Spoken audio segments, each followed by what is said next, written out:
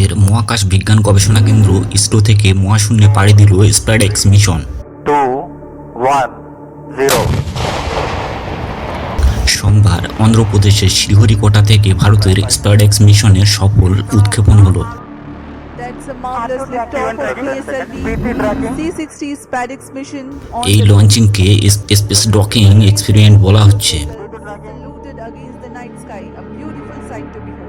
এই অভিযানে ইসরোর সাফল্য পরবর্তীতে মহাকাশে ভারতের নিজস্ব স্পেস স্টেশন নির্মাণ ও চন্দ্রযান-4-এর সাফল্যের লক্ষ্যে অত্যন্ত গুরুত্বপূর্ণ। ইসরো এ ব্যাপারে বলেছে, পিএসএলভি C-60-র প্রধান পেলোড হিসেবে রয়েছে দুখানা মহাকাশযান, একটি SpaceX-1 এবং অন্যটি SpaceX-2। এছাড়াও 24টি সেকেন্ডারি পেলোড রয়েছে। এই মিশনে দুটি স্যাটেলাইট রয়েছে, প্রথমটি হলো চেজার এবং দ্বিতীয়টি হলো টার্গেট। চেজার স্যাটেলাইট টার্গেট ধরবে, যা দিয়ে ডকিং করা হবে। এর বাইরে আরও একটি গুরুত্বপূর্ণ পরীক্ষা হতে পারে। স্যাটেলাইট থেকে স্যাটেলাইটে একটি রোবোটিক বাহু রাখা হয়েছে, সেটি একটি হুকের মাধ্যমে লক্ষ্যকে নিজের দিকে টেনে নেবে, অর্থাৎ টেথারড পদ্ধতিতে।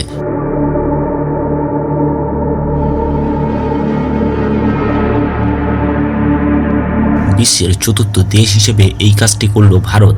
এর আগে রাশিয়া, মার্কিন যুক্তরাষ্ট্র এবং চীন প্রযুক্তি ব্যবহার করে অভিযান চালিয়েছে। পৃথিবী থেকে 470 কিলোমিটার উপরে অত্যাধুনিক প্রযুক্তি নির্ভর দুই স্যাটেলাইট অবস্থান করবে।